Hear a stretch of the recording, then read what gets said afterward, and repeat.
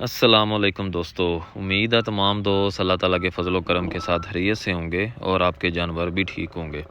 इस दुआ के साथ कि अल्लाह ताला आपके जानवरों को सलामत रखे, चलते हैं आज की वीडियो की तरफ।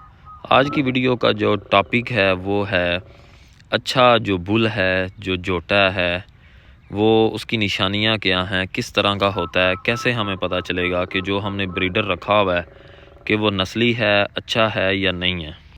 उसके जो बच्चे आएंगे, नेक्स्ट आगे जो जनरेशन होगी, उसके बच्चे क्या वो अच्छी भैंसें बनेंगी या अच्छा बुल बनेगा या नहीं, तो इसके हवाले से आज हम लोग बात करेंगे। सबसे पहले आपको मैं बताता चलूँ कि खूबसूरत और प्यारा दिखने वाला जो कट्टा या जोटा है वो ज़रूरी नहीं होता कि अच्छा ब्रीडर भी हो और उसके जो बच्चे हैं वो अच्छे ही निकलें, अच्छी भैंसें बनें। ये बात आप लोगों के इल्म में भी है कि कई दफ़ा आपने देखा हुआ है कि जो अच्छे और प्यारे खूबसूरत ब्रीडर होते हैं उनके बच्चे जो हैं वो कोई अच्छे नहीं निकलते। तो असल में वो कोई नस्ली ब्रीडर नहीं होता, लेकिन कुछ जेनेटिक उसके पीछे जो हिस्ट्री है उसमें से कोई एक आधा जीन जो है उसकी खूबसूरती के अंदर उसका इजाफा तो कर देता है, लेकिन उसकी नस्ल जो है उसको अच्छा नहीं कर सकता।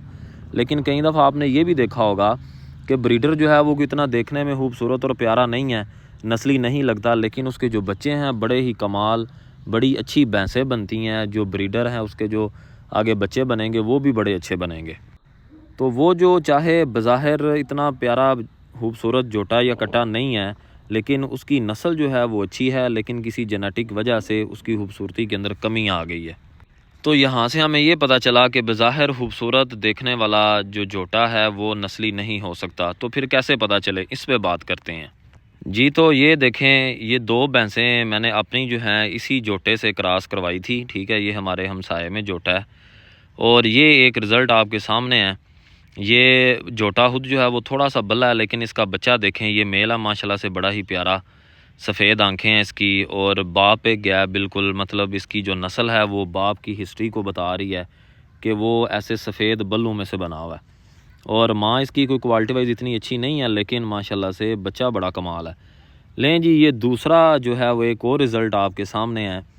ये भैंस चेंज है और बिल्कुल फुल हमारी नीली रावी की भैंस है, प्योर काली काली इसकी आंखें हैं, एक आंख सफ़ेद है। और लेकिन अब ये इसी जोटे से क्रॉस हुई थी और इसने फ़ीमेल दी है, और फ़ीमेल भी आपने देखी कि बिल्कुल उसी नस्ल की है जो पहले आपने मेल देखा है।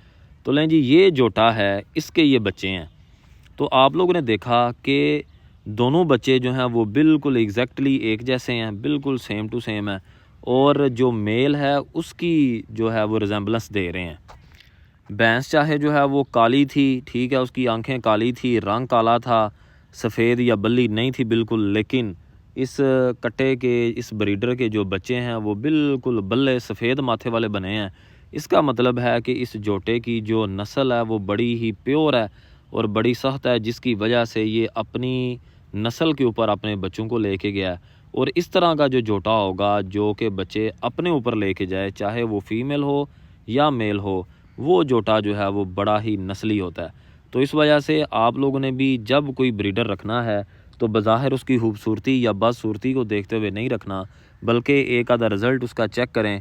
अगर उसके बच्चे जो हैं वो बड़े ही प्यारे और ख़ूबसूरत निकल रहे हैं और उसके ऊपर जा रहे हैं, इसका मतलब है वो ब्रीडर अच्छा है, उसे रख लें।